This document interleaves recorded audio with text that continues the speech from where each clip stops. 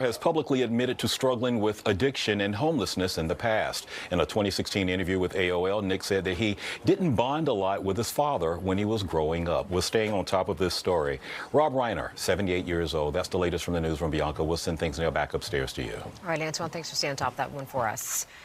Some more breaking news out of California. The FBI says it foiled a terror attack planned for New Year's Eve. Details are still coming in right now, but federal officials say they have arrested 4 suspects who are planning coordinated bombings across Southern California. A court complaint alleges the suspects were members of a pro-Palestinian group. They're also said to have been planning to target ICE agents, as well as Attorney General Pam Bondi.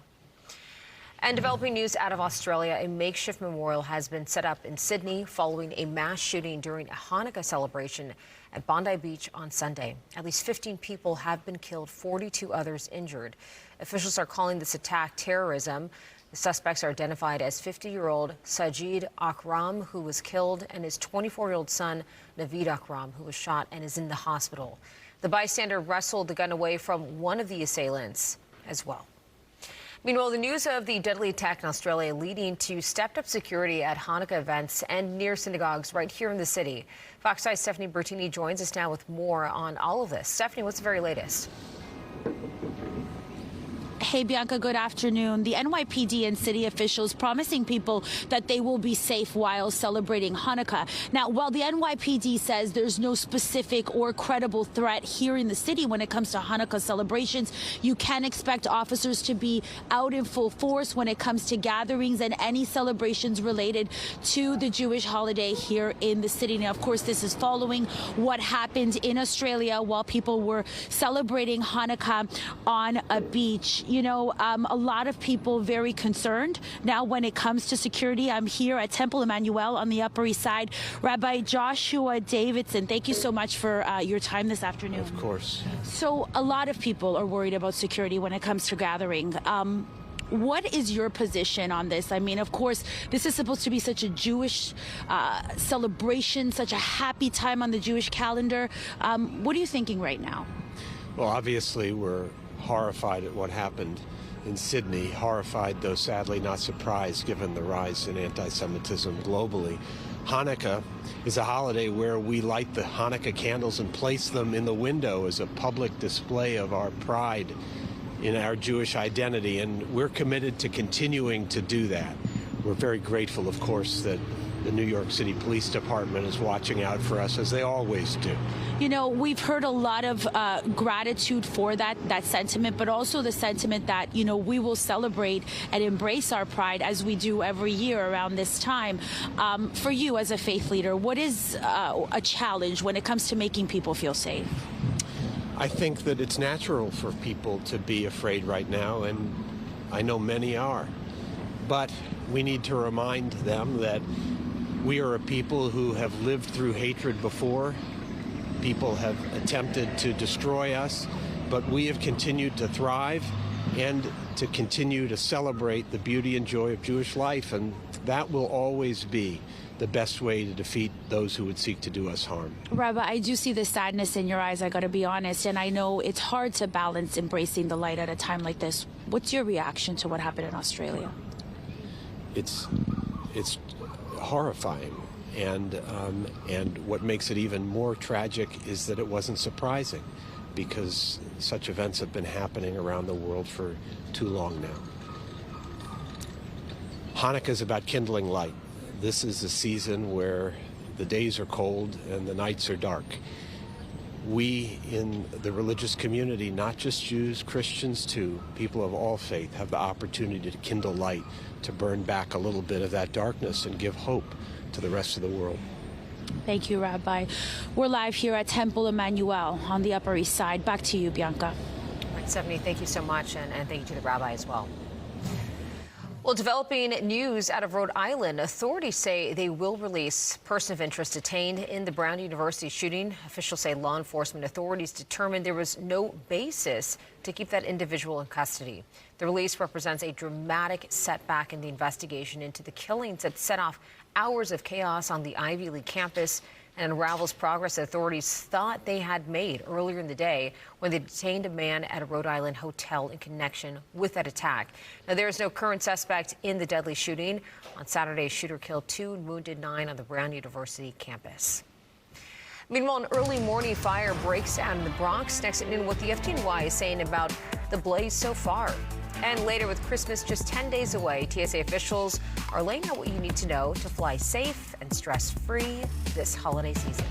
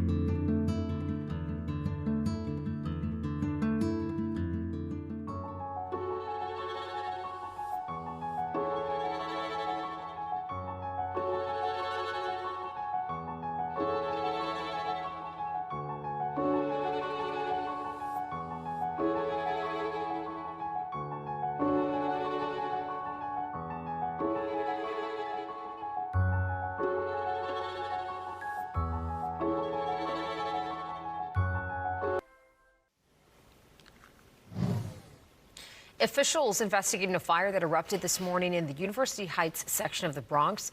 The FDNY says they received a call of a fire at 7:49 a.m. on Grand Avenue between North and West 184th Streets.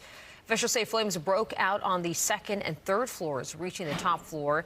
No injuries have been reported. And police say 6 teens were hurt after a mass shooting in Brooklyn early Sunday. This happened just after 1 a.m. on Atlantic Avenue in Cypress Hills during a Sweet 16 party. 2 teen girls and 4 teen boys are in the hospital from this. The NYPD says that they're looking for 2 people of interest right now. All of the victims are expected to make a full recovery.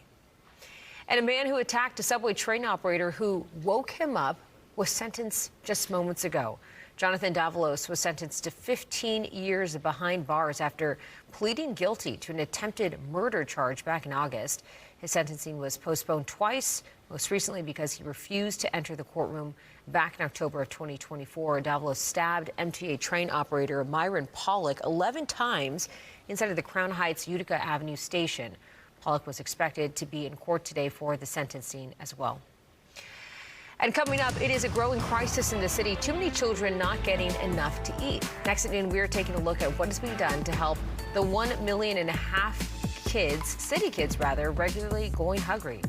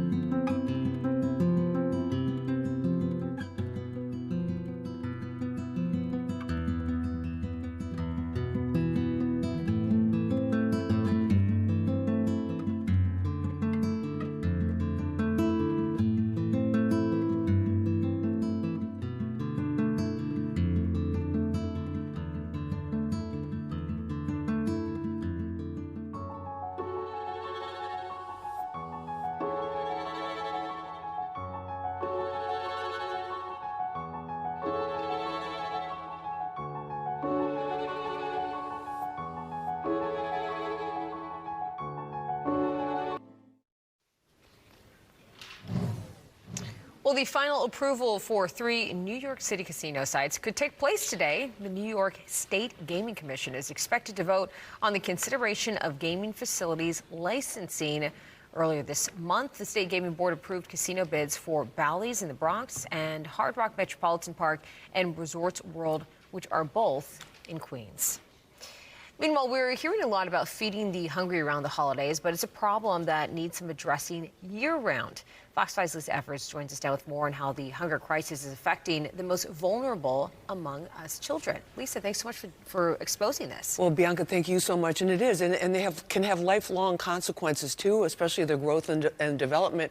And, Bianca, for the last 5 years, even before the new SNAP eligibility restrictions, a wave of silent suffering has been growing among the city's more than 1.5 million children. Hunger. More than 1 in 4 do not get 3 meals a day, and some only eat when they go to school. A situation so dire, public health experts say it's on the verge of a crisis. It's very clear that this is a growing issue, and we need to be very concerned. Make sure you keep your ticket, come back by 1, and get more food. The lines at New York City food pantries and distribution sites were getting longer before the government shutdown and disruption to SNAP benefits. SNAP stands for Supplemental Nutrition Assistance Program. That's federal help for those below the poverty level of $31,000 yearly income, senior citizens, and the disabled.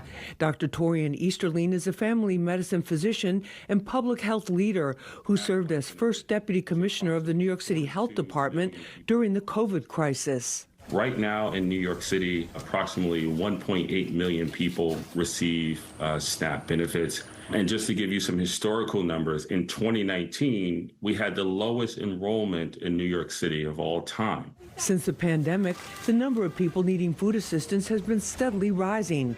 The South Bronx and Central Brooklyn, the 2 areas with the highest need, never fully recovered from the economic devastation during COVID.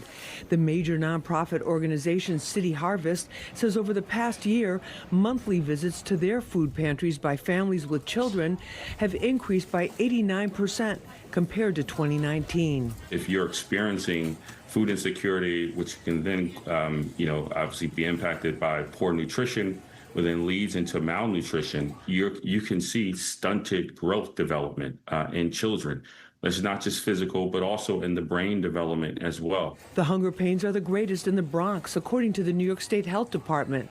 39%, or about 4 out of 10 of the borough's 1.5 million residents, are food insecure. That's tens of thousands of people. To help children in need, the New York City Public Schools have added several new food programs. For kids, malnutrition carries alarming health risks. Irritability, disruptive in class, anxiety, depression, low motivation. Those are some of the early mental signs. Delayed growth. And so this is why pediatricians, family physicians, providers are always measuring those children against, those growth charts. Are we seeing stunted growth in height, in the growth of the head circumference? Are you seeing changes in skin, in nail patterns? Does a child look dehydrated? Are the eyelids looking sunken? At the Urban Health Plan Clinic in the South Bronx, head pediatrician Dr. Aklima Mohammed says malnutrition is such a big concern, kids are automatically screened for it. Plus, this community medical center operates its own food programs for their patients as part of their wellness approach. The brain is arrested in growth from an early age if the children aren't being fed well. We know this is an issue in our community, so we have a few different emergency food resource programs put into place. One of those is a pantry bag program. So any patient that comes into one of our health centers and expresses that they don't have enough food in the house, today will go home with a pantry bag. Like the pandemic, Dr. Easterling, who was also New York City's first health equity CEO, says economic disparities are directly tied to health disparities, and everyone should be concerned. Are we at a crisis? We're not there, but we're certainly, I think, at a tipping point. And again, as a public health advocate and someone who has worked in city government, and we have worked at the front lines of really trying to stave off crises, we certainly need to be alarmed about what we're seeing in our data right now. Dr. Easterling says we need to be paying attention to this issue because it can impact children's physical and mental health as well as society overall for many years to come. Bianca? It certainly does have massive impact. Yeah. So thank you for shining light on that. Thank you. All right, well, the ache of busy holiday travels like Hanukkah, Christmas, and New Year's. The TSA hosted a travel advisory this morning at LaGuardia Airport. TSA officials offered travel tips to passengers like how to stay safe and how to get through busy airports efficiently. They also warned to give yourself enough travel time given possible snow and winter weather. They also stressed the importance of obtaining a real ID this holiday season. So, with the Real ID, there's a good portion of travelers that still don't have their Real ID, and TSA has implemented $45 fee that you can pay, which is an alternative solution identity process to verify your identity when you're coming through, starting February 1st. So officials pointed out you should not bring guns, swords, knives, hammers, snow globes, and bullets in your carry-on this holiday season.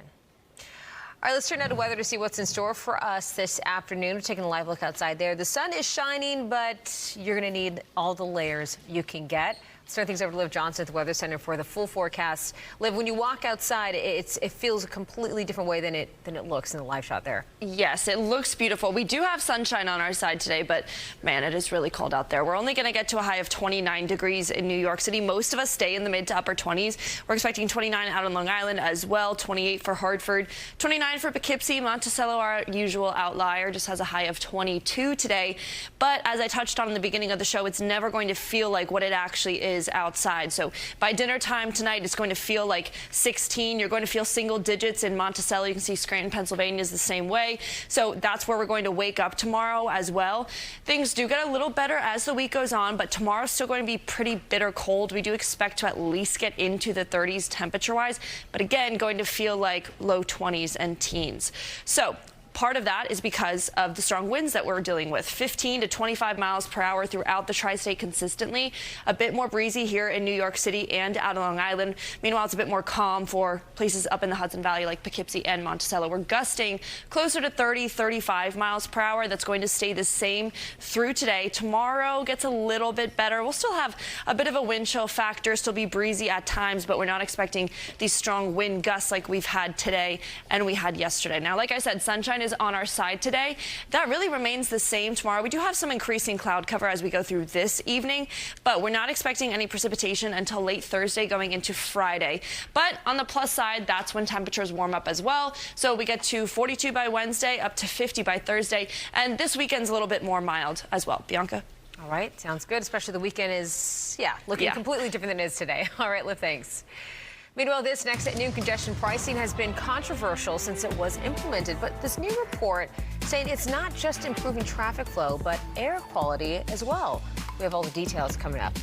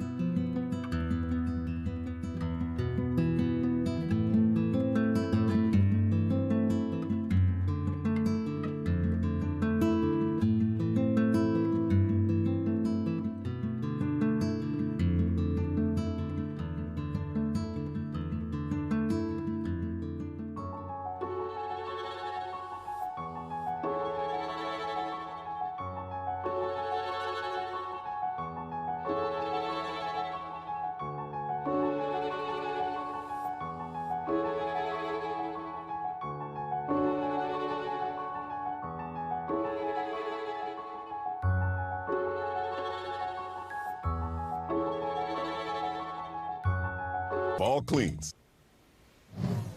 All right, get this. The air in Midtown is apparently cleaner these days thanks to congestion pricing. A new study found that air pollution has plummeted across the region since the program began last January. Researchers say Manhattan's air contained a baseline of 13.8 micrograms of fine particulate matter before the toll, but that figure dropped to 10.8 after congestion pricing. So the study also found slight reductions in air pollution in the suburbs and other boroughs as well. Findings are published in the scientific journal Nature. And with people getting ready to travel this holiday season, health experts say the best seat on a plane to avoid getting sick is a window seat far from the bathroom. That is ideal because you'll interact with fewer people walking up and down the aisles. Viruses like COVID and flu are mainly transmitted by air, so you're more likely to get them from close contact with other people. So if you are from tray tables or armrests as well, WebMD physician also recommends regularly cleaning your hands and not touching your face, along with wearing a mask. Meanwhile, Merriam-Webster is out with its word of the year, and it is slop. It is defined as digital content of low quality that's produced usually in quantity by means of artificial intelligence. Slop includes absurd videos, off-kilter advertising images, cheesy propaganda, fake news that looks pretty real, and junky AI-written books. The dictionary says some runners-up for the word of the year included 6'7", touch grass, and tariffs. All right, next at noon, a Long Island artist is an inspiring example of what it means to triumph over tragedy, how she learned to paint with her mouth after a ski accident left her paralyzed from the neck down. And later at noon, we're going to show you the top holiday tree trends of 2025. We're going to show you how to actually get this done. I know we're a couple weeks away from Christmas, but still have time.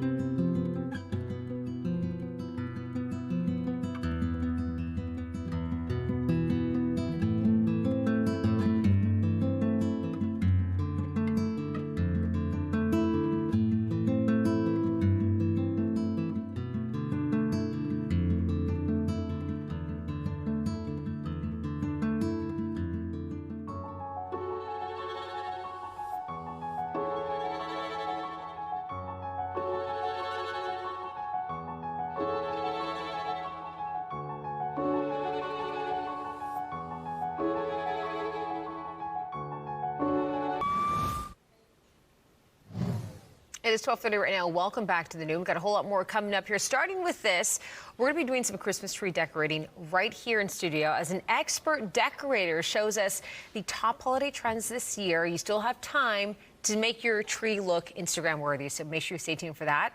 Plus, our Ryan Christopher sits down with actress Kate Winslet to hear all about her directorial debut, Goodbye June. But let's first get another live look outside, or rather, should we stay inside? Because it looks nice out there. However, it feels completely different Liv, how many layers did we pack on today before coming to the studio? Well, I had my jacket, my coat, scarf, earmuffs. So quite a bit. Yeah. The shedding is very real once you get inside. But at least I was used to it. You were frolicking around the ocean, the beach. I got smacked in the face with that winter weather last night, and it never hit so hard. Yeah, welcome back.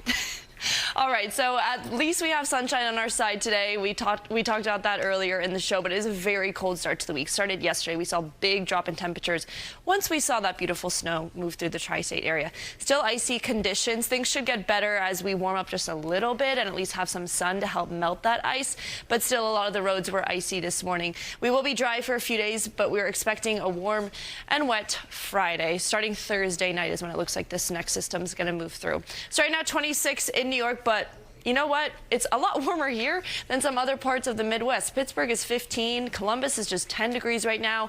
All the way over in Chicago is just 18. Up in Boston, a little bit cooler than us, just 22 degrees. And our neighbor Albany is just 17. So sunshine is here. We were looking at the chance of maybe a few flurries from the Great Lakes moving down, and we could see a passing flurry later this afternoon. But for the most part, we're looking just dry. And if you do see a flurry, it's nothing that's going to stick. We have high pressure kind of on our side right now. We're kind of in limbo until we have a cold front move through Wednesday, but it's not going to bring any precipitation. But we have this system coming Thursday night. That's when we're going to start to see some rainfall that takes us into Friday. And right now it looks like kind of an all-day event. So on our futurecast, this is showing 9 o'clock Thursday, so we'll start a little earlier than that. Getting some rainfall, but don't have to worry about snow because temperatures are not going to be cool enough for us to get snowfall. Lows tonight, 22 in New York. We have 24 down the shore in New Jersey. A lot of us do get back into the teens, so White Plains 18 tonight, Monticello just 9 degrees. We even have teens throughout New Jersey. Trenton has a low of 15. Up in Connecticut, Hartford has a low of 16, Bridgeport 19. Tomorrow, just a few degrees colder. It will help a little bit, but it is going to be more cloudy as well, so we just have a high of 32 for our Tuesday. 31 up in the Hudson Valley, 34 out east on Long Island and down the shore in New Jersey. By Wednesday, we're up to 42. That's going to feel nice.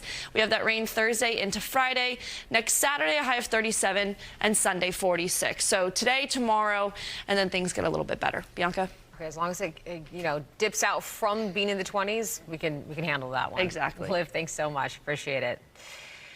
Now to this, a Long Island artist living proof that anything is possible. Fox 5's Judy Goldberg introduces us to Rebecca Colton, who has begun painting with her mouth. This was after a ski accident left her paralyzed from the neck down.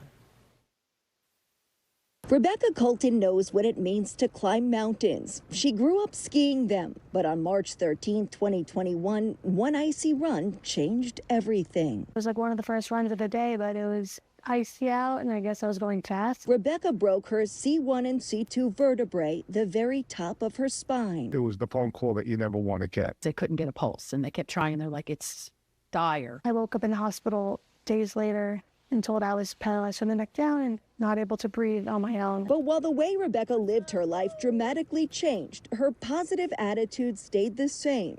Even in early hospital photos, Rebecca's smiling. She's made a determination to make the best of her situation. 9 months in hospitals and rehab, breathing machines to physical therapy. Rebecca managed to find dark humor and vulnerability in her voice. I've always been very positive, upbeat person. Her optimism turned into action. She navigates her wheelchair with a straw, steers with her head, and uses a computer with her mouth. If I move my head, it moves the mouse. If I bite something, it will click. The 26-year-old works part-time in social media and has a passion for painting. I feel like it's something I could do that doesn't involve looking at a screen. I love to paint sunsets, landscapes, mountains. Mountains, fitting for someone who has climbed more emotional ones than most will in a lifetime. She's created hundreds of paintings and sells her art online. Creative, independent, productive. To help her live that way, her house was retrofitted, adding an elevator, closed bedroom door, automated doors, and voice commands that make everyday life a little easier. Alexa, turn on bedroom lights. The night nurse and the day nurse. The day nurse gets me ready in the morning, brushes my teeth, gets me dressed, cleans my face. And behind every small victory Rebecca fights for is a huge financial challenge. How big of a burden is it? It's a massive burden. We actually spoke to a doctor that said spinal cord injury is the most expensive condition, and we have to pay for nursing care, medical expenses, equipment repairs. So we have to do fundraising year-round to help pay for my expenses. Her story is inspiring people far beyond Long Island, even strangers who follow her journey on social media. If I'm gonna go through all of this like pain and suffering, it might as well make an impact on people, and something should come of it. Proving that even when life knocks you down, you can still lift others up. On Long Island, Jody Goldberg, Fox 5 News. Beautiful story there. Meanwhile, this breaking an update on our top story right now. Rob Reiner's son, Nick, now facing murder charges in the death of the writer, director, and his wife. Bail for the 32-year-old has been set at $4 million. Police got a 911 call Sunday afternoon to Reiner's Los Angeles home. Investigators say they found a 78-year-old man and 68-year-old woman inside with stab wounds. The Reiner family confirming the deaths of Reiner and his wife, Michele. All right, well, 'tis the season to get your Christmas tree all decked out. Next at noon, we're going to show you this season's top holiday tree trends. And then later at noon, we're going to show you some last-minute gift-giving options from Tin Building by Jean-Georges.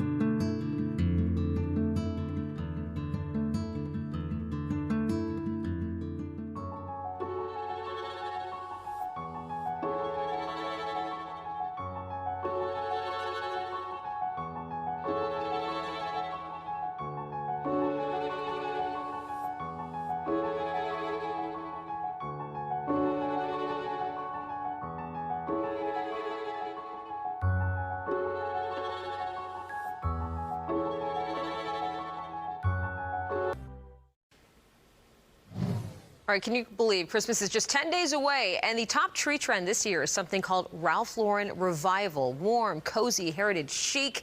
And we brought in the queen of NYC holiday decorating, Liana from Christmas Decor NYC, to show us how to get this look and also to make your tree Instagram worthy in under, I don't know, in under a couple minutes, as long as the segment will take. Liana, thanks so much for being here. Hi, Bianca. Hi, everybody. Yeah, so I'm glad to be here and to share my experience with everybody. So how to make the Christmas tree nice and fluffy and fully decorated like a professional. Yes, I know as I say, because you are a professional. You've been doing this for many years. Let's walk over to the tree trend of the year, which was crowned by Martha Stewart, who said this year it's all about Ralph Lauren revival. And I'm like, okay, I kind of get what you're saying, but what does that mean to you when it comes to decorating trees? Yes, so the key colors of this trend is the deep burgundy, the dark brown, and with some element of the metal, like toys, or that's going to be ornaments with the glass, and of course with the antique gold. Okay, I love that. So you're antique gold, you're doing burgundy. I mean, is this like a Northeast Christmas? I guess that gives the Ralph Lauren vibes. Yeah, but it's like it looks like more warmth and stunning. I love that. Everybody loved this, and of course, every Christmas tree should have the ribbons and flowers. Okay, that's what we're talking about over here, because you brought some tips and tricks, which we got 3 of them, which are going to be very easy for viewers to follow along. So let's start with the first one, which is balloon ornaments. Yes, so we can use the 2 type of balloons. So one of them like 10 inches, and another one is 5. So it's this replaces your. You just put it on the tree. It's so easy. You can put like this. And it looks like a real ornament, like these big ones that you can't really find. Okay, I love this. You want to try it? You can buy these balloons on just Amazon, or I'm assuming. Yeah, so, and it's cheap and it's nice. That's actually great. And then you could pop them, and you don't have to store them when you're done after. Yes, that's right. Okay, so go on to that. We have also, ribbons. Ribbons. So right now it's very popular. It says triple ribbon. Yeah. You can use them, you know, with the design, or the simple one, as I love it mostly. Like I choose the velvet. You just fold it 3 times and stick it together with any wire. I have the green one. Nobody didn't see it. So yeah, you just like fold it like this. Okay, so that gives you kind of like a much more big elevated and then bow. You put on inside of the tree like this. And you see this one? You have to secure. And this is with a fake tree. Yeah, this is the fake tree. Okay. With the real one, it's not gonna work. Oh, so it makes a giant bow. That's actually really beautiful. You see how it looks like? I love that. And then the last tip you have and you here. want to, like, you can use it another one as well. That's actually perfect. Okay, this is stunning. Yeah. So the last tip you have, which I've kind of seen in a couple of trees on Instagram and stuff, they're not using just ribbon or, I guess, balloons. They're using other things. Yeah, we're using the stems. So this one is like designed with some crystals. Yeah. It's very nice and stunning. You can find this one any like home goods or everywhere. So find an Amazon, whatever. So you should put just the stem inside. This is turning into a big floral arrangement. That's what it is. That's what's happening these days. But it does look so much prettier than your average Christmas tree. Yes, and if you put the one more flower like this, it's gonna finish your beautiful result. Wow, actually this is really pretty. You see? This comes out really good. Okay, so you're doing this professionally. Do you have time left to do anyone's Christmas tree?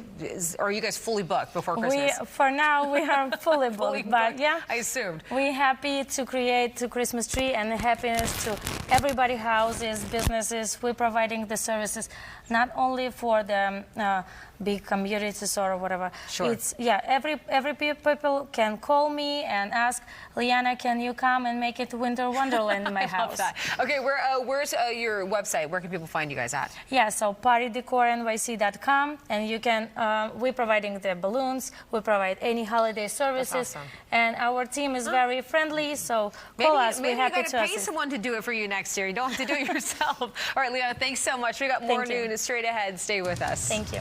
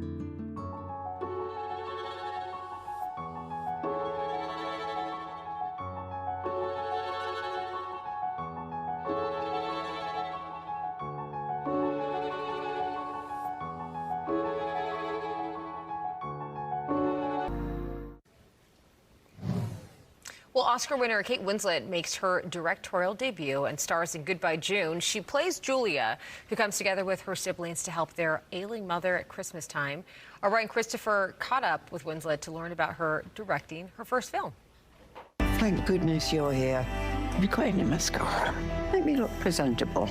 I've never died before. I want to look nice when it happens. And I know that your mother passed away from cancer back in 2017. So what really inspired you to be part of this film? Because everybody knows somebody who has gone through a situation. Like when I was watching the film, I can relate to every character because we have so many emotions when we're going through that type of grief. So what really spoke to you about this story? I think that it is very universal, you know, I think. And also it's not a cancer story or a story about someone who's dying. Right. It's a film about a family and it's a film about life and love and the fact that life does go on. And I think processing grief and loss is something that typically is very hard for a lot of people. I know certainly in my country, we're really not good at talking about loss. Some people actually can't find the words to describe how they feel. And so making a film that felt real and felt uplifting and touching and funny, and also moving because you have to go there. But that thing of how you see a family come closer together because of what they're going through. And actually, you know they're going to be okay.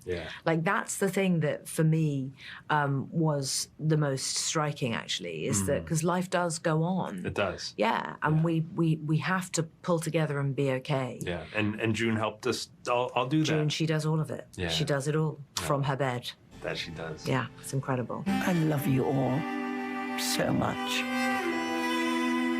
But I love you twice as much. I hope we love each other. Wow, what a touching film. All right, to this now, are you stumped on what to get a certain someone for the holidays? Next at noon, we're going to show you some great gift-giving ideas from Tin Building by Jean-Georges.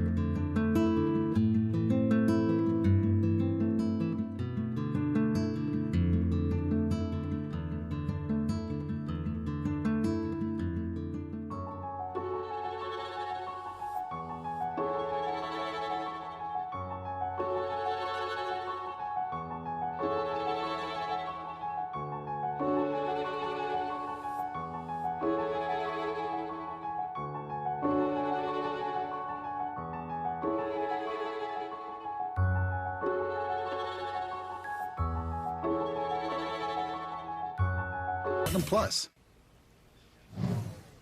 So this holiday season, Tin Building by Jean-Georges is spotlighting its best-selling gourmet gifts and signature pastries. This is perfect for holiday hosts, food lovers, and of course, you last-minute shoppers. Tin Building is a must-visit destination this holiday season with a curated selection of unique culinary gifts, including specialty oils, vinegars, artisanal tinned seafood, spices, and everything is just so beautifully packaged, including their gift box sets. Joining us now for more on this is Emmanuel Cornet, EVP of Hospitality at Seaport Entertainment Group. Thanks so much for being here. Oh, thank you for having me. Okay, so the fact that you walk through the doors of this Tin Building and you're like just impressed by everything you have to offer, why does it make it a destination to buy your Christmas needs and gifts? Yeah, so the Tin Building by Jean-Georges is a beautiful culinary destination. We have some highly curated items, ingredients. So if you have anyone on your list who's an aspiring chef or a foodie, it's a great place to go. You mentioned we have some amazing olive oils. We have some spices. Some of the things, like what's one of the most special, I guess, tinned or canned good item that you have here? So Chef Jean-Georges selected all of the produce that we offer. So he went through the process of testing the olive oils. We have a lot of different flavored. I'm a big olive oil person myself, so that is one of my favorites. We also do some incredible gift boxes. So you can come by the Tin Building, put the box together, and give that. We also offer I was going to say, I'm shipping. not going to lie. I did ask my mom for a specialty set of spices last year. I know this sounds crazy because I don't cook that much, but it makes a really cool gift, especially when you know it's coming from someone like Jean-Georges who picked everything out. Absolutely. Okay, so from that, and you can kind of mix and match things that you want to some of these specialty items that you have to take home. I mean, like this is just what you have here on the table. Stunning. Yeah, so we have our selection of holiday retail items, some chocolate, sugar confection and things like that. And then we also have Tea Cafe in the Tin Building, which is where we do specialty coffees and drinks. Rory, our pastry chef, is extremely creative, and for the holidays and for every holidays, he creates some unique things. So we have a ginger cookie over there. This one, nice this one right ginger here? cookie, with a little chocolate pearl on top. Please go right ahead. This looks stunning. Go for it. Okay, so this would be like what? Can we get this the day before Christmas and surprise the family with this Christmas Day? Okay, because I feel like this would be a great gift. It is. We have the Bûche de Noël, which is a Black Forest flavored Bûche de Noël. Is it good? Oh my gosh, it's the best gingerbread cookie I've had. Just really amazing. And then some of our regular pastry, we have this raspberry stuffed croissant and this one. What's your favorite? What's your favorite here on the table? I brought some home a few nights ago for the family, and you know I needed to score some brownie points, so that helped. That's what you gotta do, right? This is a marshmallow stuffed chocolate cookie with a peppermint ganache inside. So you cut it, it comes apart, it's gooey, it's tasty. What is this one over That's here? a princess cake. Okay. So it's like a marzipan based cake. I don't even know if I can eat this. It's like eating art. Yeah, Okay, let me try a little bite. Yeah. Okay. That's the marzipan, and that's the custard. There's custard, there's the raspberry filling inside. That's beautiful. Pretty special, yeah. Where else can people find you? Come check out the gifts and walk away with some of these specialty items. So we offer online as well. We do nationwide shipping with Goldbelly for gift boxes. That's amazing. We just launched actually with them just about over a month ago. And it's great, but also locally through DoorDash and Mercado. I love that. That's the best gift to do, especially when someone's in California. Like, let me give you some New York cheer. Well, we certainly appreciate you being here, and thank you for the goodies. We've got to dig into this, the rest of it. More news straight ahead.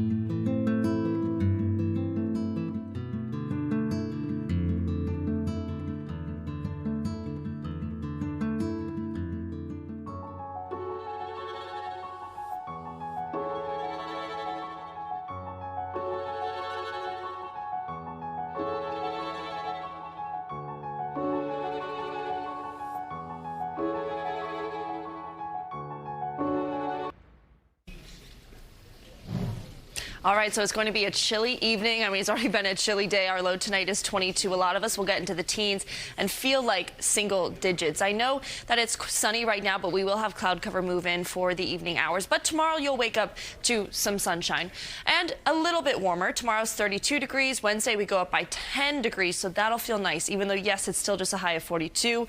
Thursday, rain returns, but so do warmer temperatures. Next weekend so far looks dry and a little bit warmer than this past weekend. Bianca? All right, looking forward to 46, at least better than 29. Liv, thanks so much. Well, that is our show, but before we go, here's one last thing to leave you with. Check out the winning photo in this year's Nikon Comedy Wildlife Contest. The photographer says he snapped it in Rwanda. He spotted a group of adult gorillas foraging, but this young one was twirling, tumbling, and high kicking. It looks like Ryan Christopher when he tries to dance really well. The photographer, the name to image, High Five. Very good. I think Ryan's going to top that later tonight if you tune in. We'll tune in for 25 Words or Less is next. We've got more news. Tune to the Fox local app streaming right now.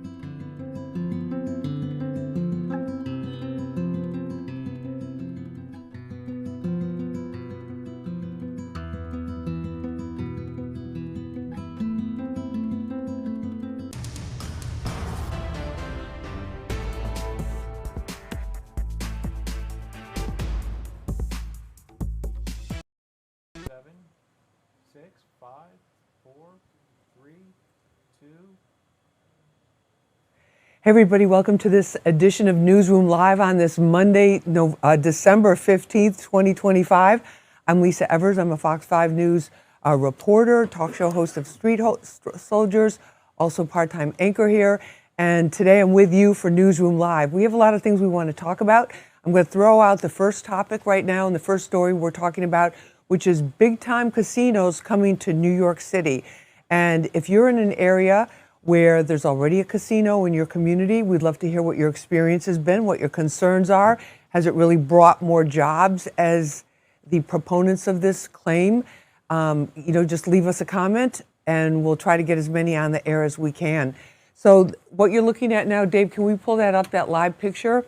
So what's happening now is the State Gaming Commission is going to decide which of three major proposals will get licenses. Now, a lot of people who are familiar with this and familiar with the process are saying that they think that that all three will get approved. But even to get to this point today on this December 15th, 1 p.m. Eastern time-ish, it took decades for them to get here. It took a lot of work. It took a lot of hearings. It took a lot of planning. You can see some of the proposals here right now on your screen. It took a lot of going through different community boards, because it's not just about saying, okay, we're going to build this, let's build it right now, and this is what we're going to do. They had to hit certain points, key points that were important to the city, like basically, number one, and to New York State, basically how much money are these casinos going to bring into the tax rolls of New York City and New York State. So that was one of the big conditions. So everything that's happening now, and we have a live look if you see on your screen right here, that's a live look inside from where the Gaming Commission is going to make the announcement. It's expected at any time. When and if they do start talking during our Newsroom Live here, we'll cut to that right away. But they're going to decide between Resorts World, which already has a casino of sorts in Queens, but they want to do a tremendous expansion with it. They want to also add in a whole school element to it. They also want to add in housing. This was one of the very innovative proposals. This is Metropolitan Park you're looking at. This is the one by Citi Field. And they all have, obviously luxurious designs, these virtual reality planning stages that we're seeing here, of course, the slot machines and all of that. But the big concern is really how much money are they going to bring in? And we did a show recently, a Street Soldier show, and also a investigative piece for the 10 o'clock news, talking about the whole gambling industry and what's been happening, especially over the last 5 years, has been this explosion of online gambling, where the number of people, the casinos have seen growth. They've seen growth year to year over the last 4 years or so, but it hasn't been with the dramatic increases that they've seen with online gambling, which of course for the people that are operating that, there's a lot less overhead, they don't need as many people, and there's a tremendous amount of money involved with that. So the Gaming Commission, they had to consider all of these three proposals. One was Bally's in the Bronx, the Resorts World, which was in Southeast Queens, and then also the Metropolitan Park one, which is in another section of Queens, close to Citi Field. So there just was a lot of debate about these. There were a lot of protests, as there is with any type of development that goes on here in New York City, in particular when it involves land, when it involves what's happening with the community. This is the Resorts World you're looking at right now. Resorts World wanted to make an upscale. All of them say they want it to be upscale, but they wanted to make it a destination not just for gambling. They wanted to have venues where they could have shows, which they already have at the existing facility. Of the three proposals, Resorts World is the only one that has an operating a casino that is already operating. But of course, this new plan that they have would be massive, much bigger footprint in terms of the land. And but people, it has tremendous support in the community because they're talking about giving back, they're talking about education, they're talking about training for young people. The housing piece was a big thing because housing anywhere in New York City is a commodity that's in very short supply, and that people are talking to. But some of the things that they wanted to really talk about was how realistic is this tax, the tax revenue that's coming in. Is it going to be $7 billion or is it going to be less? How long is it going to take? The Resorts World in Queens was the one casino bid that they felt they could get it up and operating in a much shorter period of time. The other ones, you can see the massive scale of some of these projects and seeing how much time they really take, how much time they look like they really take to build. So there's a lot of eyes on this. We're keeping an eye on this hearing for you because years and years and years, even decades went into getting to this point today, to getting casinos in New York City. I mean, could New York City, even as big as it is, support three casinos? Three big casinos. Well, we'll find out, and we'll find out what's happening with the New York State Gaming Commission. And you're looking at right now a live look at the commission. People are starting to come in. It looks like they have the seating there. You see those white pieces of paper with individuals' names on it for reserved seating in the front couple of rows there. And we'll find out, are they going to approve all three of these? But we're going to take a short break right now. And when we come back, we're going to talk with my colleague, Fox 5 News anchor and reporter Antoine Lewis. He's been covering the Rob Reiner tragedy, this Hollywood icon, and his wife murdered in their own home. We're going to find out what the latest is on that, what that's all about when we come back. Stay with us. This is Newsroom Live. I'm Lisa Evers. We're back right after this.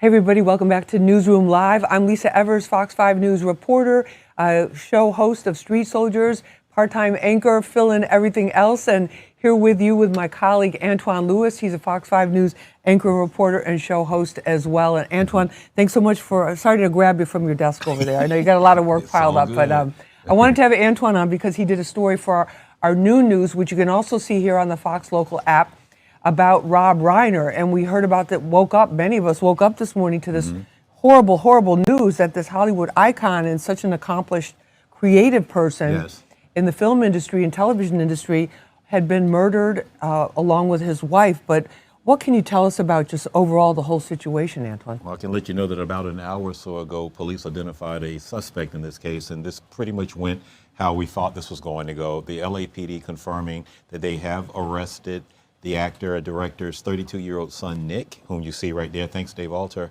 And they've charged him in connection with these deaths. So, wow. I know. We kind of knew, you know, how inside. Right, there were hints. There were hints, there were suggestions, but just to bring everyone up to speed. So apparently yesterday, around 3:40, LA County detectives got a 911 call reporting that a 78-year-old man and a 68-year-old woman were found inside a home. Now, these are aerials of the Reiner home. It's in Brentwood, which you know is beautiful section of Los Angeles. West LA. It's very exclusive, home to many celebrities. And this is crime scene photos. The family confirming that the actor, director Rob and his wife, Michele, who are the parents of 3 children together, the family confirming that they had since been passed away. We are learning different things. We understand that there may have been stab wounds that were found on the victims when they were inside. But again, at a news conference around 12 o'clock, LA officials confirming that they had charged with murder Nick, whom you see right there. He's the third of the 3 children that Rob Reiner has with his wife Michele, whom he married in 1989. Wow. And they actually met. And there they are right there, right? Guess what film they met on? Which one? When Harry Met Sally. Oh, one of his most iconic ones. Wow. You know? So yeah, they were working, that's how they met. You just saw the picture of them with the kids right there. So again, this is all developing and unfolding. We were talking a lot about his career. You know, just very prolific. You know, he started out meathead, you know, All in the Family. He was Archie Bunker's left-leaning, very son, right? Yeah, son-in-law. You know, he was Sally Struthers. What was her character's name? Gloria, but she had the nickname Miss Cheatham. She had a little girl. He always called her little girl. Yeah. He was meathead, you know, but iconic. His father, you know, and there he is and there he is right there as meathead. So just after this, he transitioned into directing. This is Spinal Tap, you know, helped put him on the scene. There's Spinal Tap right there. The first mockumentary, right? Yep, absolutely, very well received, and they actually revisited it. You know, last year they did like an update. Yep, Spinal Tap 2. So and continue. You know, just very prolific. You know, if you were to ask me which one that I enjoy the most, it's probably Misery. Yeah, oh my gosh, you know, Kathy Bates and James Caan were just iconic. That Stand By Me, right there, which you know was probably the first one that made a buzz with the critics. You know, coming of age story of 4 friends there. They find a dead body on the railroad track. You know, right there, and how it impacts them growing up. You know, so that was when he started to make buzz, like, oh, okay, maybe there's something here. Right. You know, but yeah, A Few Good Men. You know, with that Nicholson was another big, Cruz. a lot of blockbuster films. So, you know, Lisa, you've covered celebrity, I don't want to say scandals, but when situations happen, you know. Tragedies like this. Thank you. You know, like that, you know how these things go. So we imagine there's more to be revealed, you know, as the detectives are getting interviews with the family. We also reported at noon that apparently Nick Cannon back in 2016 did an interview with AOL where he talked about struggles with, you know, bonding with his dad, you know, Rob Reiner. So we're still trying to learn more about that relationship between father and son. But yeah, the officials in LA are confirming a little after noon that Nick Cannon, 32-year-old youngest child of Rob and Michele Reiner, had been charged with murder in this case. And then one of the things that I heard was some of the reporting earlier today from the West Coast was that there are a lot of other celebrities, as you pointed out, in that particular area, but they were very social people with all of the other neighbors. Like it wasn't like you go in your house or you're like, I mean, look at that estate. It's like you drive in and you know you're shut off from everybody that's on your street or whatever, or in your section. but they were they were very popular with everybody. They were very social and Variety referred to him as like the mayor, Right. of Brentwood, if you will, at least that part of Los Angeles. We also found out that this house, the family, he and his wife, Rob Reiner and his wife owned, but they also owned one across the street from this property, and the daughter, one of the daughters, one of the children was living in that house there. So to your point, yeah, they had footprints, definitely in that neighborhood. And then, Brentwood certainly, making headlines back in the 90s, that's where Nicole Brown Simpson. The O.J. Simpson. Exactly. And right, Ron Nicole Brown Goldman Simpson. were found, murdered there. So yeah, that's Brentwood. But just shockwaves going into Hollywood. What we're trying to do is to actually bring it back. We're going to Katz's Deli, which is where that iconic scene. Right. When Harry met Sally with Billy Crystal and Meg Ryan, just to see, if they have any thoughts. If anyone will talk to us about it, just because of that connection. It's such an iconic New York film. It's just such an iconic film in general. And that's actually Billy Crystal, who's was leaving the Reiner house / crime scene last night after he found out what had happened. So yeah, and he and Rob Reiner, from what the reports are, were very close. Yeah. Well, Antoine, we have some developments here with the casino vote. Oh, so yeah. we're gonna thank you very much for that excellent report, bringing us up to speed. And we'll take it right. And we'll take a quick break. All right. But thank you very much. We You got it, appreciate it. Lisa. All right. Thank you. This is Newsroom Live. We'll be back right after this.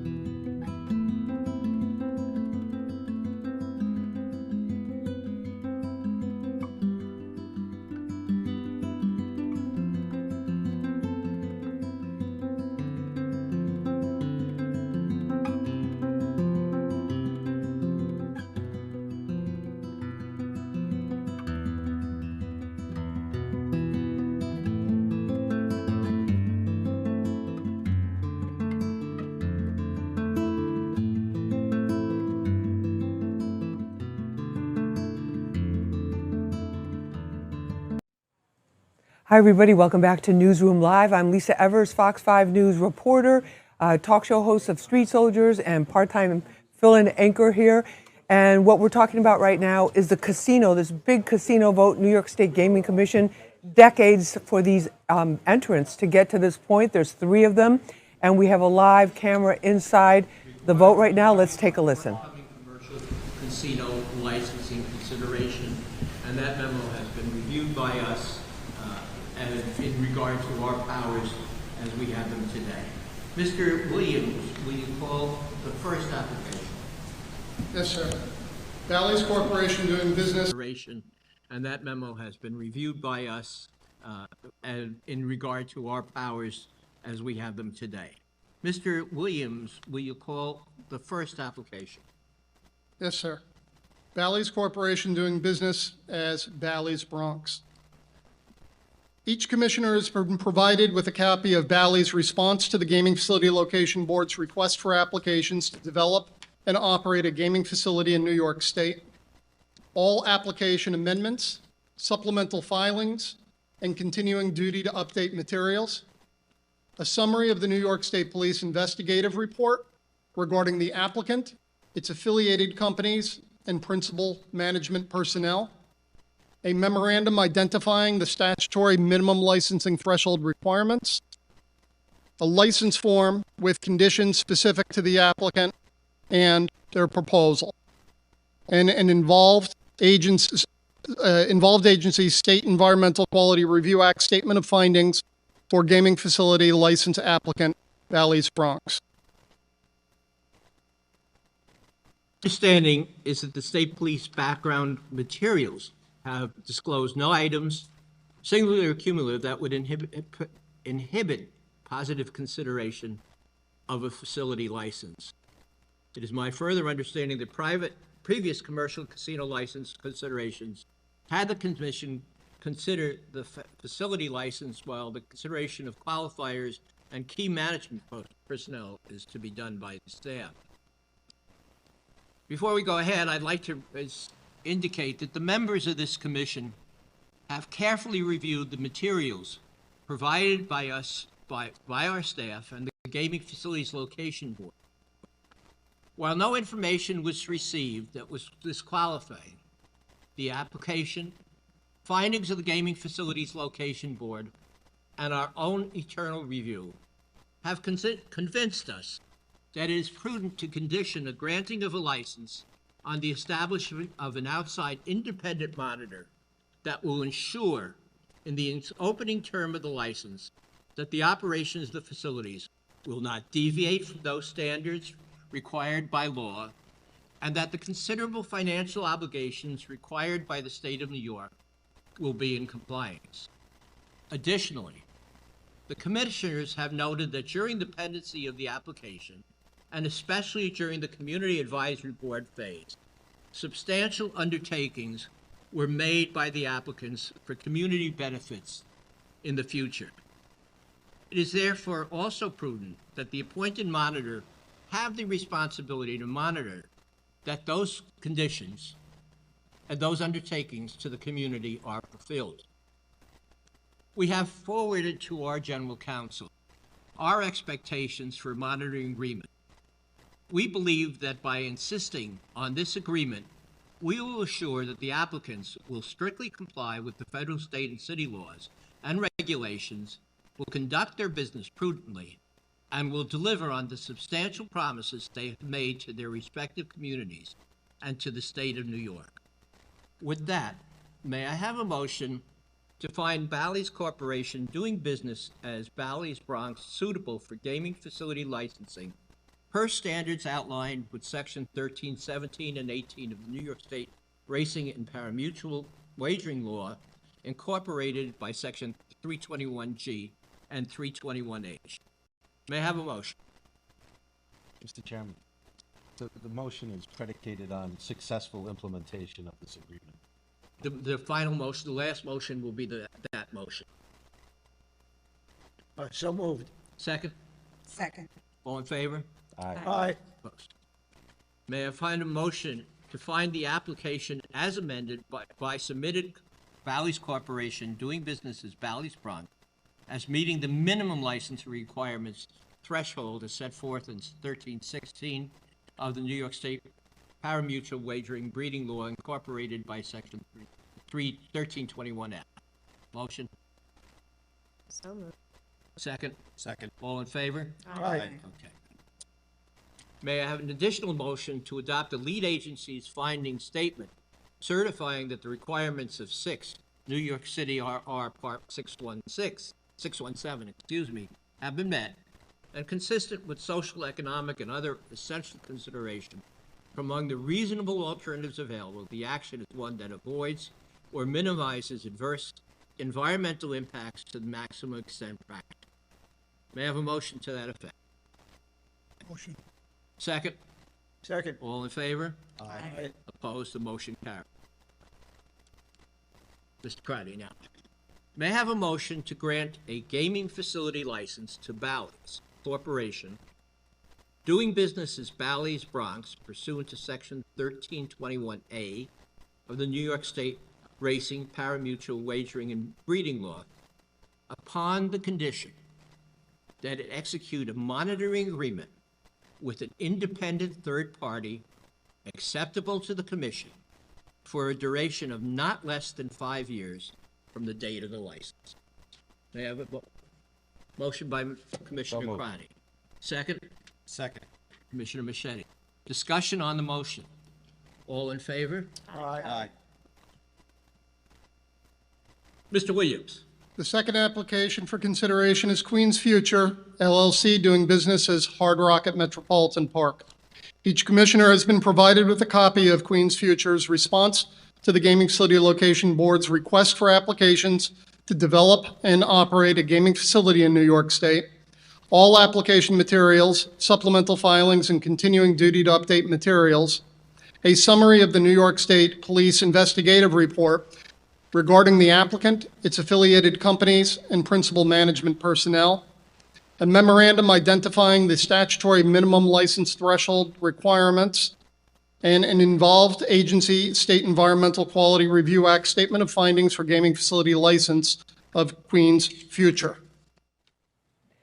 Okay, so what you're watching, this is the New York State Gaming Commission live as they're deciding on the 3 casino licenses. This is the permanent vote for New York City. So they just approved Bally's in the Bronx to give them the license, their license, approved that license application with the proviso that they would have third-party monitoring for a period of 5 years. Not clear what kind of monitoring, but that's what they said. They approved it.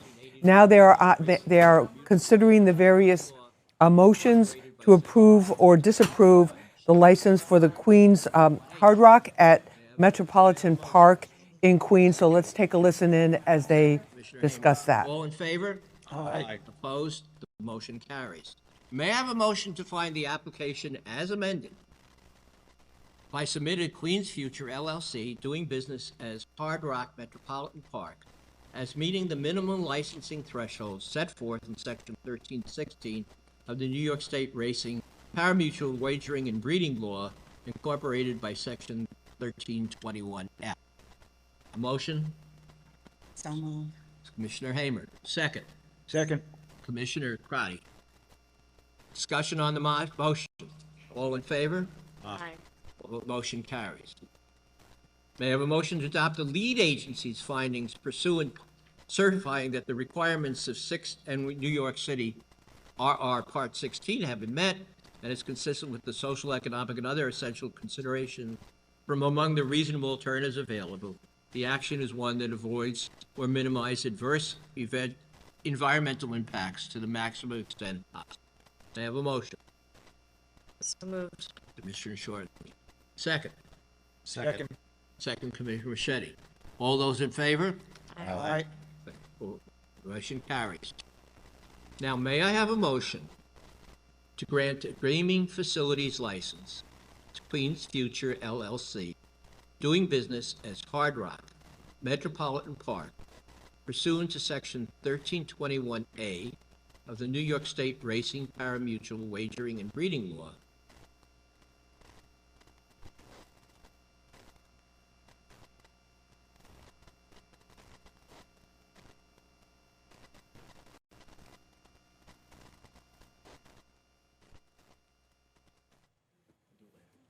Okay, so what you're looking at the New York State Gaming Commission live. This is a live picture here. Their audio just dropped out. We're going to try to get it back. And what they're considering now, they approved, if you're just joining us, they approved the Bally's Bronx, what's called Bally's Bronx Casino, with the provision that they have a 5-year monitoring situation set up. Not clear what conditions they're looking to monitor there. Now they're currently considering Queens, the Hard Rock, and we're going to go back to that video because we're hearing now the audio has returned. Let's see. We're going to a live picture of the New York State Gaming Commission right now, where there's some sort of protest shouting.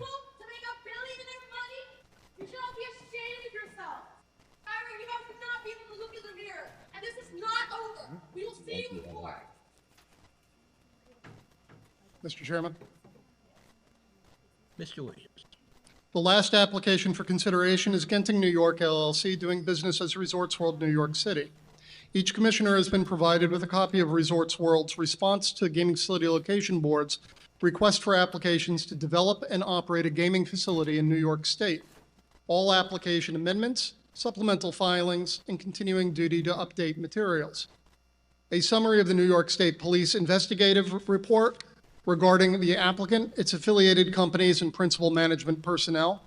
A memorandum identifying the statutory minimum licensing threshold requirements, and an involved agency State Environmental Quality Review Act statement of findings for gaming facility license applicant Resorts World. My understanding is that state police background materials have disclosed no item singularly accumulated that would inhibit positive consideration of a facility license.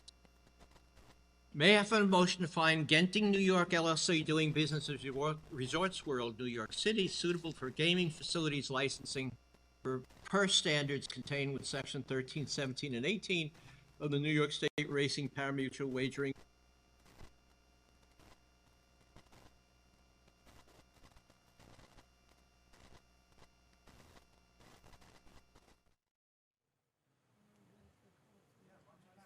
Welcome back to Newsroom Live. What you're watching here is a live picture of the New York State Gaming Commission as they consider the licenses for the three major casino operators looking to open in New York City. They approved Bally's the Bronx, we're considering Hard Rock, Metropolitan Park, and then the last one they're considering right now is Resorts World. We'll be back with you right after this.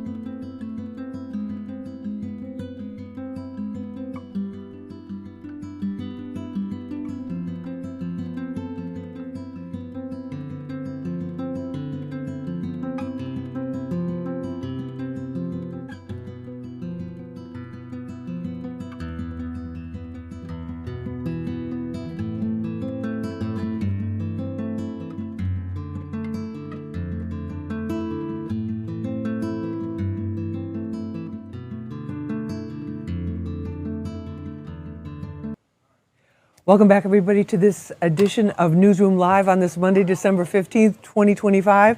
I'm your host, Lisa Evers. I'm a Fox 5 News reporter, talk show host of Street Soldiers, and fill-in anchor here. And also, I'm joined right now by our weather anchor, Liv Johnson. Liv, thank you so much for making time for us. Thank you, Lisa.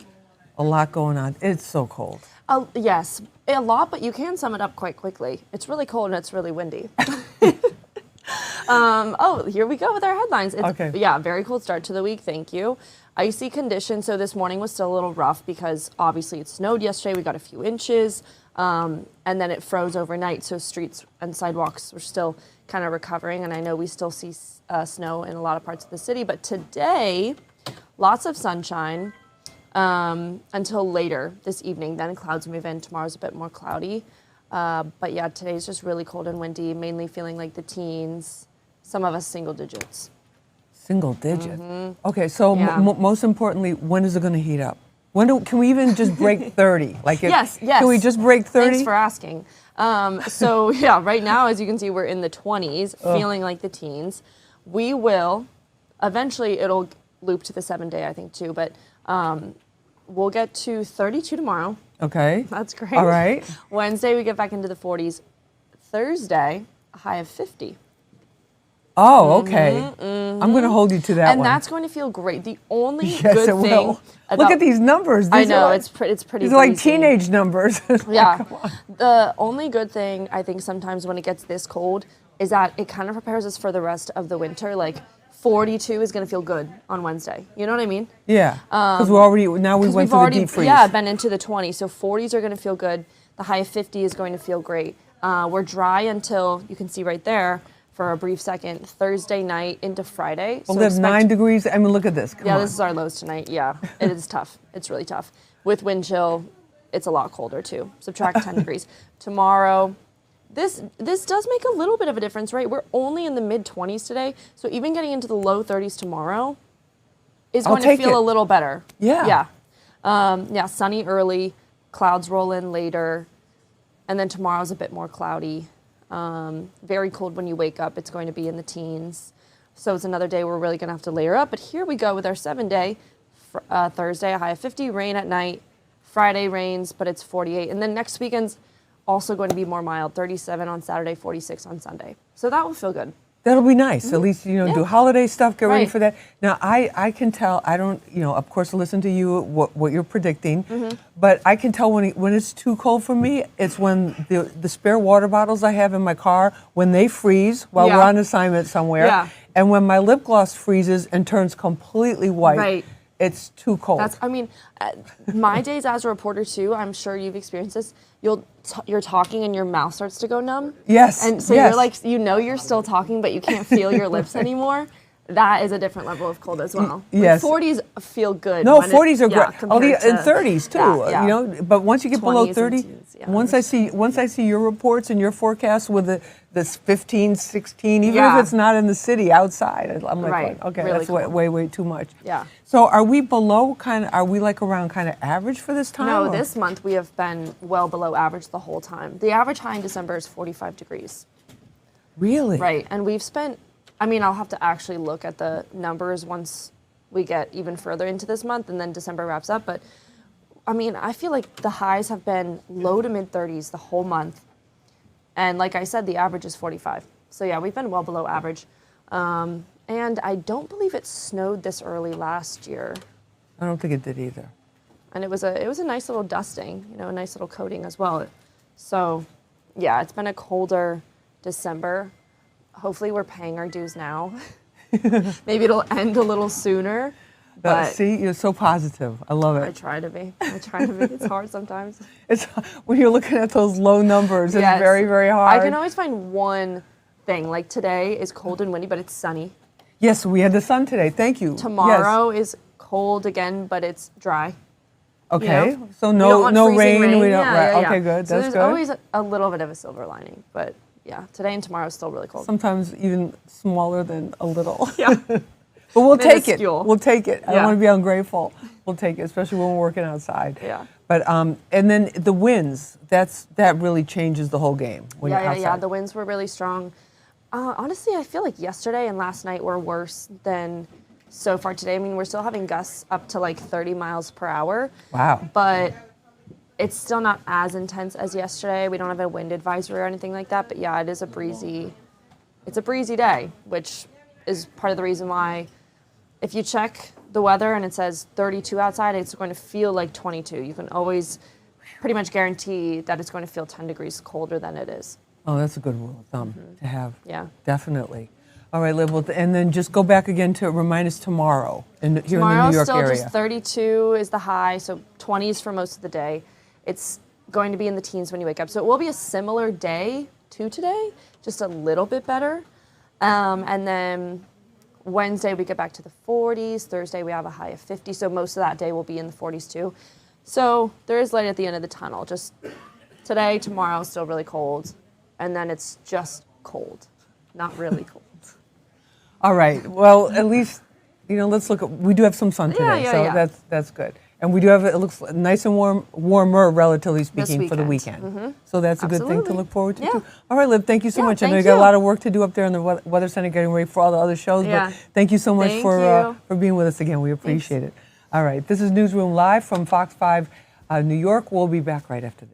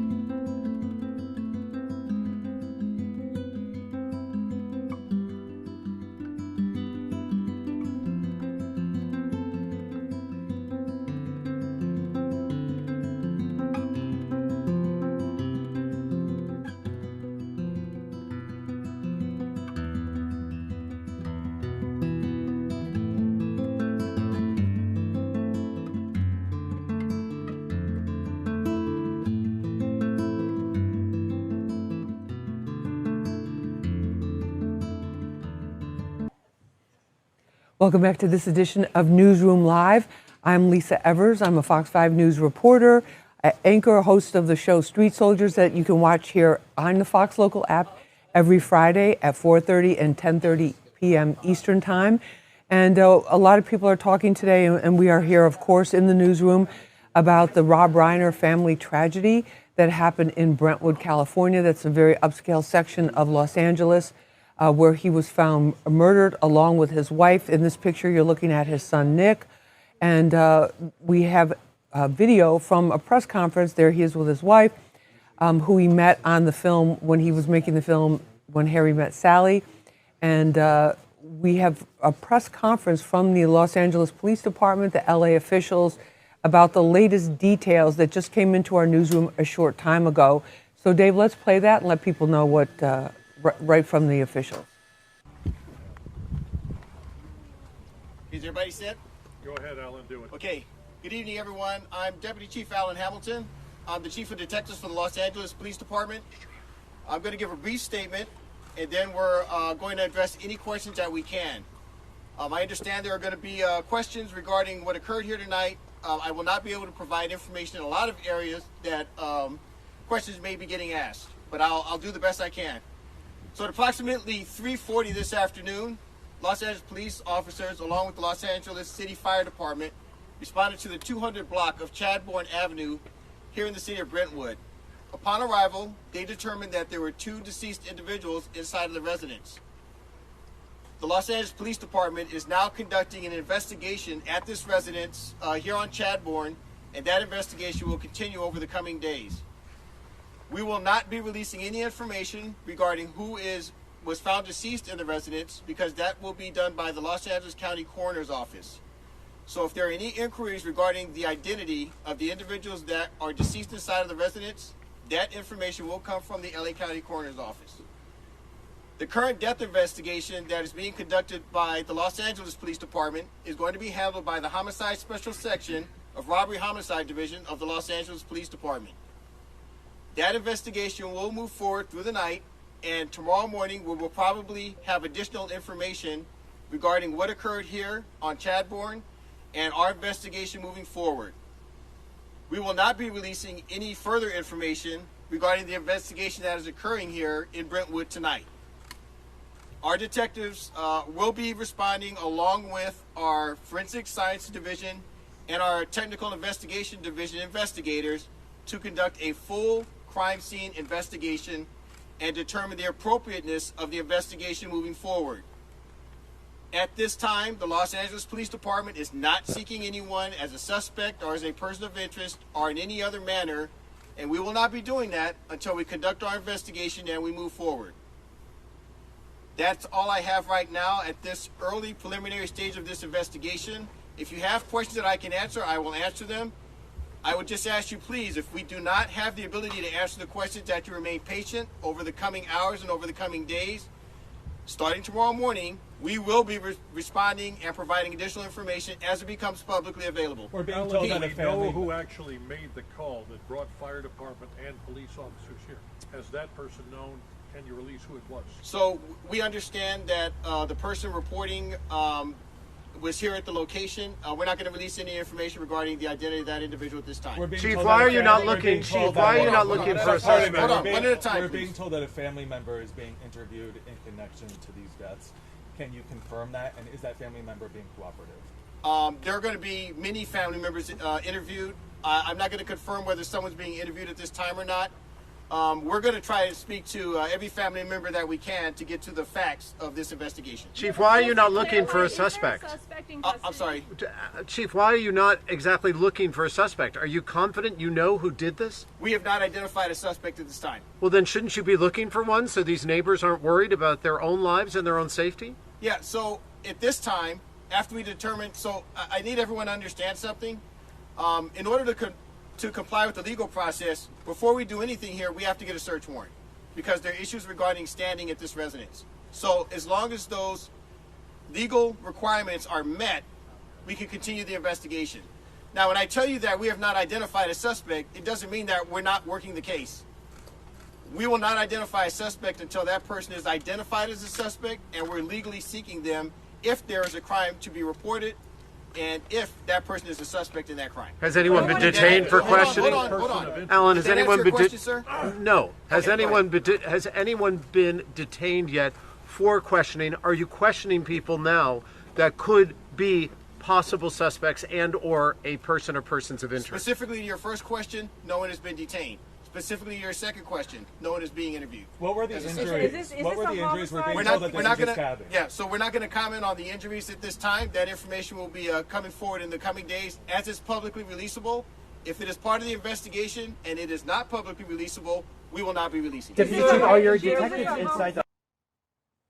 And that was one of the LAPD chief of detectives, Alan Hamilton, speaking to reporters last night. And what you're looking at right now, you can see people. Dave, let's stay on this for just a minute and give people a look here.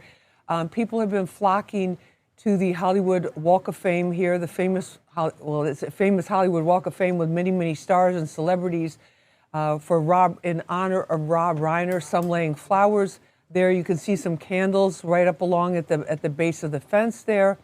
And people have been coming by, taking pictures. And here's what, there's obviously tight security outside the gate leading to his house, which unfortunately this house that he shared with his wife, his longtime wife, has now become a crime scene in Los Angeles as they go forward with their investigation. And we'll continue to bring you the latest here on Fox Local. We're going to take a short break. We'll be back with the latest about another huge tragedy, a devastating tragedy in Australia on the first day of Hanukkah. We'll be back right after this.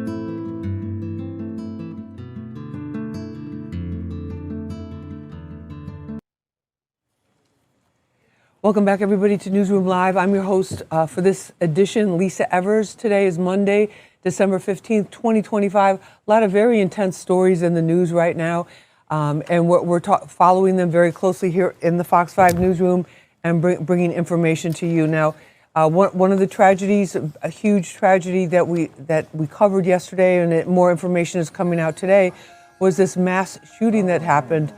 Okay, well, we're gonna get the right video for you here.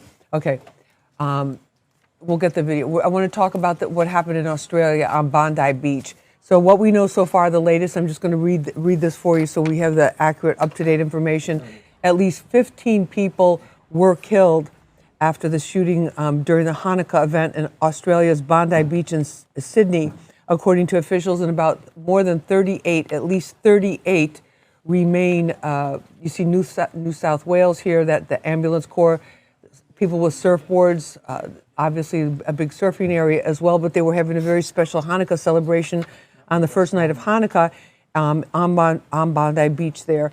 And now what police are saying from Australia is they're telling us that two suspects, a father and a son, ages 50 and 24, fatally shot. The 50-year-old, the father was shot at the scene. 24-year-old suffered critical injuries and was hospitalized.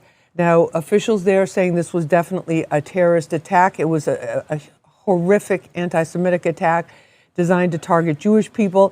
Victims included a Holocaust survivor, a 10-year-old child, and 2 rabbis. Now, also what they're telling us is that in Australia, the gun laws are very, very tight. The officials also have confirmed that long guns were used in this, which you would imagine, since it was a situation of, a lot of people being shot in a very short time. And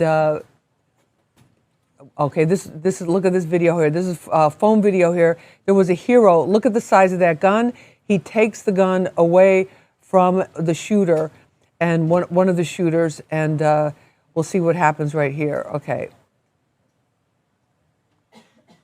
And but the man that tackled him down in the white shirt was apparently a Good Samaritan who tried to stop the shooting, and officials saying that Good Samaritan was actually saved other people's lives, because the man in the black shirt there was the shooter, one of the shooters. I'm not sure if it was the father or the son.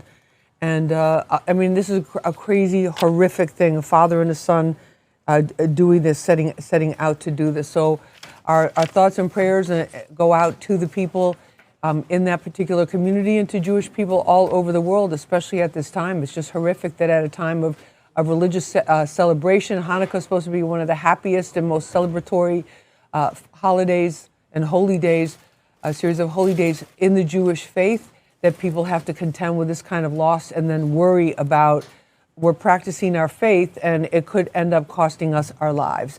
And this type of, the authorities in Australia saying this is just definitely, definitely they called it a terrorist attack aimed at the Jewish community right from the very start. There was no ifs, ands, or buts about it. The people that were killed were Jewish. They were celebrating, Hanukkah when all of this happened. And this father and son, how sick is that? I mean, 50-year-old father, son in the 20s. Here's a Good Samaritan cell phone video again. He's tackling. Look at him tackling that guy, and then he pulls the gun away, and then apparently doesn't shoot the gunman, but is trying to hold him at bay from going out there and shooting more people. It looks like from the video that we're seeing, it was an open area. It was actually near the beach or on the beach itself. And so there was no protection whatsoever, obviously. And that might have been part of the calculation of the shooters, that they could do more damage. If it had been in a synagogue, if it had been in another a Jewish community center where the gathering had been taking place, then obviously people would have had more chance for cover. They would have had more chance to hide, to run away from them. But on the beach like that, you're in the wide open. So it's a horrific attack. And we'll be back right after this.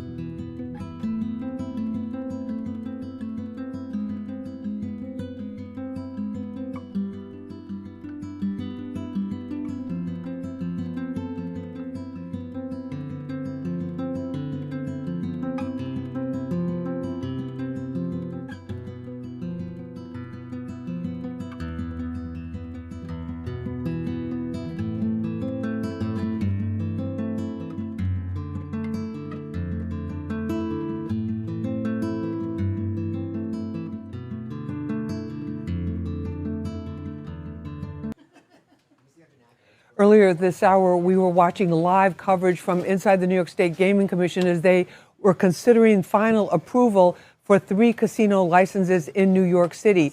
At a certain point when the license was being questioned and they were ready to take the vote on the one for Metropolitan Park, the Hard Rock Metropolitan Park, the Steve Cohen property near Citi Field, their mics went dead. We thought maybe they had a glitch with the feed, but it was actually because of protesters that were there. There was a handful of protesters at the actual meeting. They were protesting, accusing Steve Cohen, who is the main driving force behind this, of taking away from poor people and that sort of thing.